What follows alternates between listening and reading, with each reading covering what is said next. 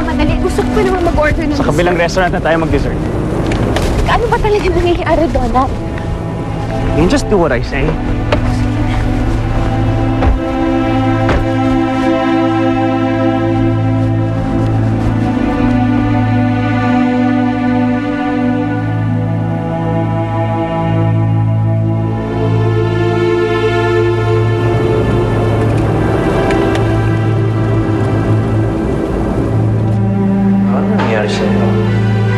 Crazy ka talaga. Naisip mo si Maita kasama ni Donald? Hindi ko alam. Yun ang naisip ko eh. Yun ang parang nakita ko eh. Nainis na ako sa sarili ko eh. Nakakainis dahil wala si Maita. Patay siya. You were at the funeral, diba? Ano magagawa ko? Lakas pa rin ang kutob ko na buhay siya eh. Mark, ganun talaga ang buhay. Mas lalo if you lose somebody na mahal mo. Ganyan din ang nararamdaman ko. Okay? Tanggapin mo na wala na si Maita. Kalimutan mo siya. There's nothing you can do. Just forget about her. Move on, please. Masaya tayo. Okay?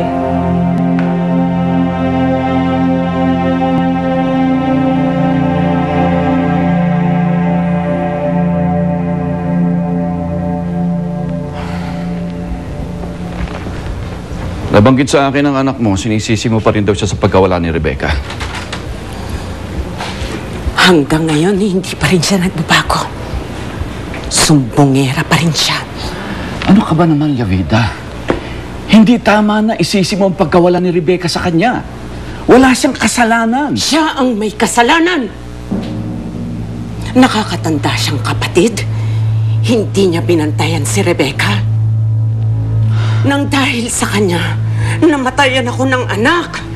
Hindi lang si Rebecca anak mo. Nandiyan pa rin si Dorcas. I don't like her. Ano bang kalokohan niya pinagsasabi mo? Si Rebecca ang gusto ko. Pareho mo silang anak. Kahit kailan, hindi niya mapapalitan sa puso ko si Rebecca. Si Rebecca ang nakikita ko sa sarili ko. Siya sana ang susunod sa aking mga yapak. Hindi siya. Ang pangit niya. Si Rebecca maganda. Kahit kailan hindi ko siya nakita nag-ayos. Minsan nga ay kinahihiya ko siya na... Tigilan mo na yan! Tigilan mo na yan!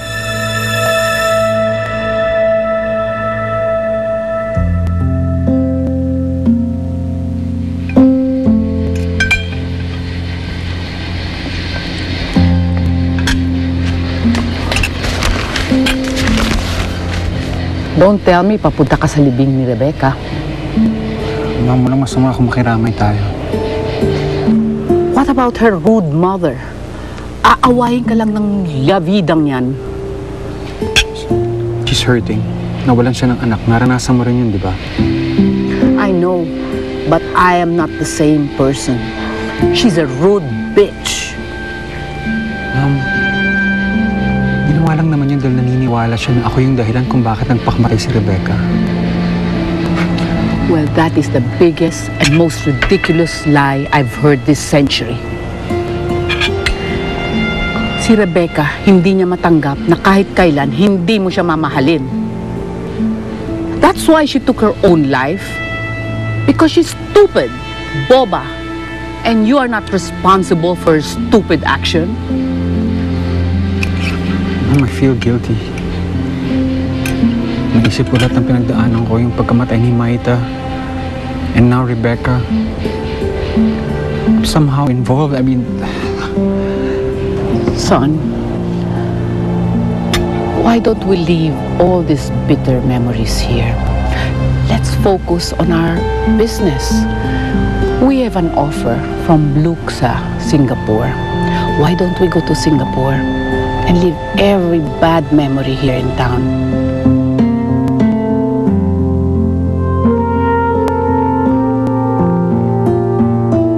For bigger celebrations,